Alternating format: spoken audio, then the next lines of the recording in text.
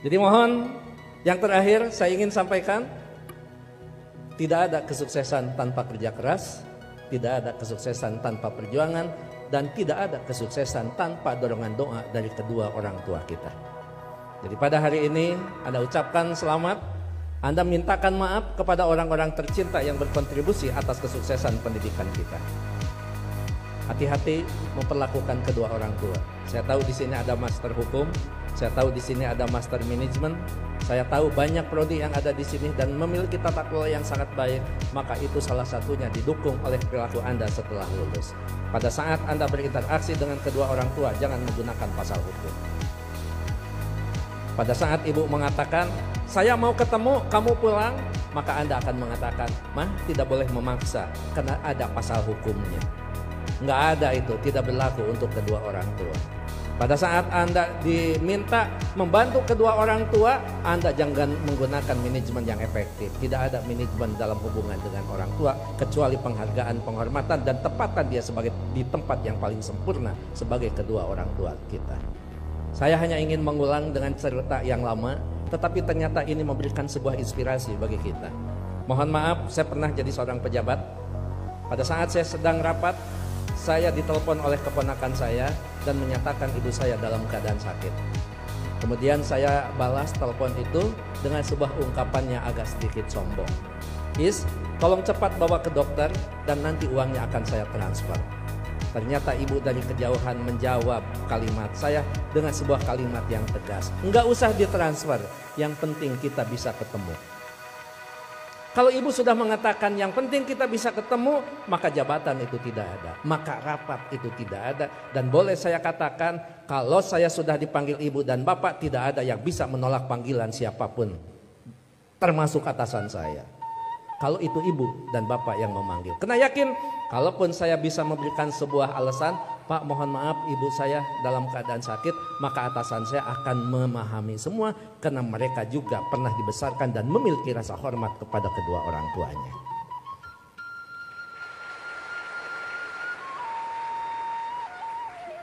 Pukul 8:30 malam saya pulang, dan saya sama seperti Anda, mungkin saya lebih kampung daripada Anda yang hari ini di wisuda.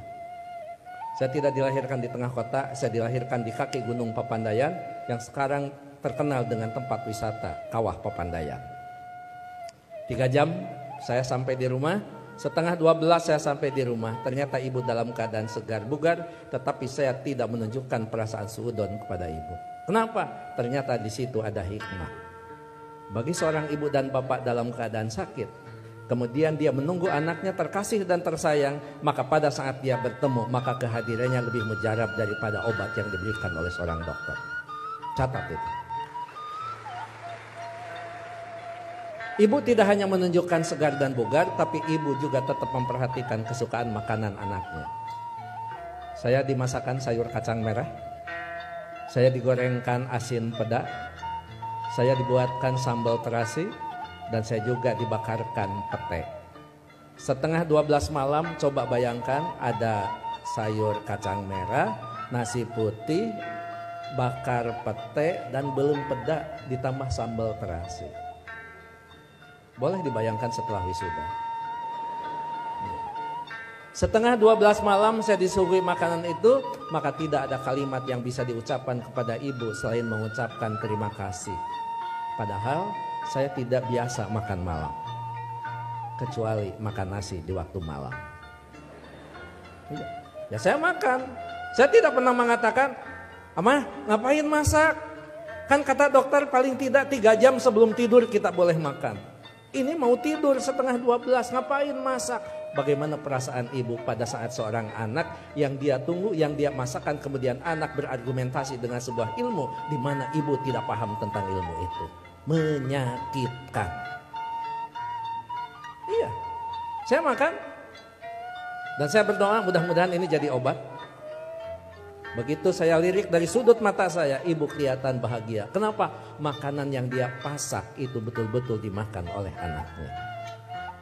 Begitu selesai makan, saya mengatakan kepada ibu, Amah, mohon maaf, ini makanan sangat enak, terima kasih. Tapi mohon maaf besok tidak akan pulang siang karena ada pekerjaan yang tersisa. Kemungkinan saya pulang sebelum sholat subuh. Ibu dengan bijak mengatakan, enggak apa-apa. Yang penting kita sudah ketemu. Sok istirahat. Saya sambil dituntun, dibawa ke kamar. Setelah di kamar saya diselimuti. Ibu lupa kalau anaknya adalah seorang profesor. Ayo tepuk tangan. Itulah ibu. Jadi Anda mohon maaf, baru juga ahli madya ya. Ahli madya, ibu mau nyelimutin. Ngapain? Ini baru di wisuda. Ada yang lebih tinggi lagi. Masa mah disimutin? Ini tekan sarjana. Nggak ada di depan orang tua itu. Jangankan ahli madya, sarjana, master, doktor, seorang profesor di hadapan ibu, di hadapan bapak, tetap kita adalah seorang anak yang perlu menghormati mereka.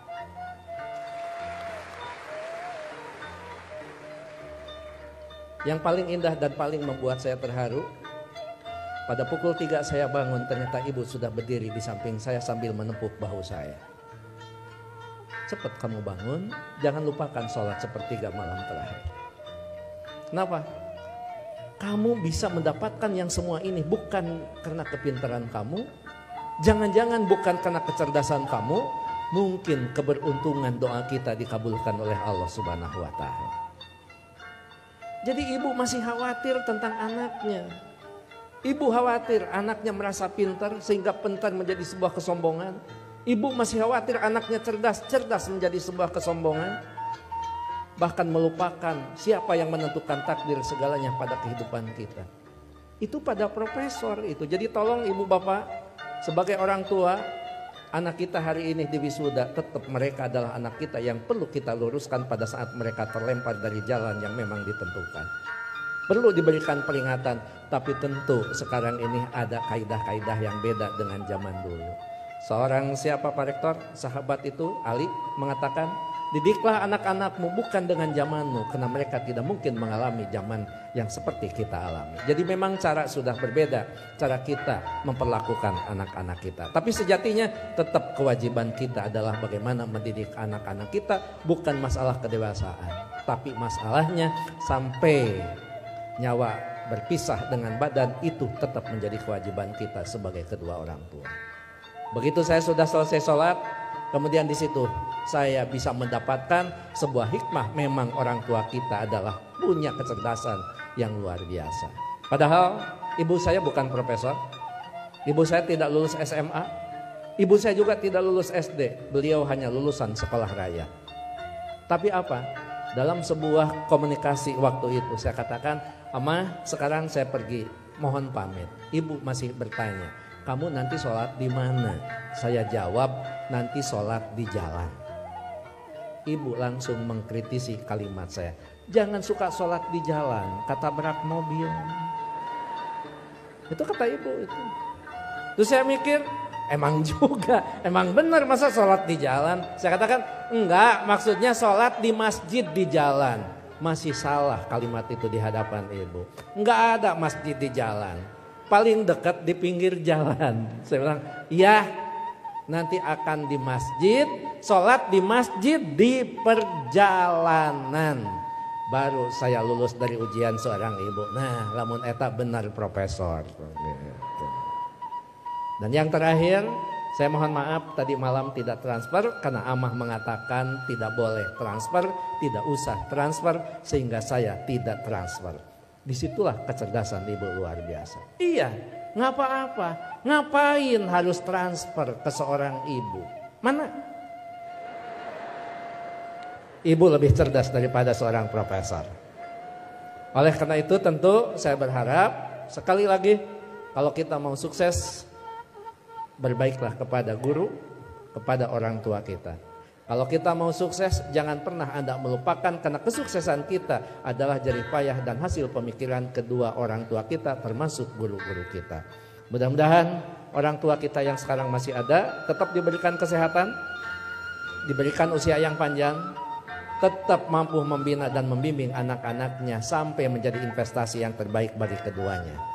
Bagi orang tua kita yang sudah tidak ada, termasuk kedua orang tua saya, mudah-mudahan senantiasa mendapat tempat yang terbaik di sisi Allah Subhanahu wa Ta'ala. Amin.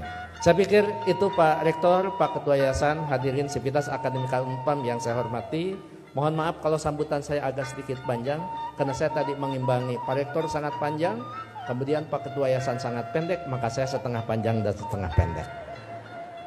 Mohon maaf tidak bisa mengikuti wisuda sampai akhir karena saya harus mengejar waktu ke Tasikmalaya Pak Rektor. Apapun tadi yang dibicarakan oleh Pak Warek sudah dibicarakan dengan Pak Warek dan Pak Ketua Yayasan. Begitu juga kepada Pak Direktur, saya mohon pamit. Anggap saja kalau di Kementerian Agama kan tidak aneh, anggap saja saya penghulu. Penghulu biasanya kalau sudah menikahkan ijab qabul dinyatakan sah, penghulu biasanya pamit diri dan tidak perlu menunggu sampai resepsi. Terakhir, saya tidak akan membacakan pantun, tapi ini ulangan dari wisuda bulan kemarin karena setiap bulan Unpam wisuda. Bahkan Unpam setiap wisudanya juga tidak bisa diganggu karena hari Minggu. Jadi saya tidak bisa menolak undangan Unpam. Gitu. Anda hanya tahu saja yang wisudawan wisudawati. Saya ini mantan awara kasih. Sekian dan terima kasih. Assalamualaikum warahmatullahi wabarakatuh.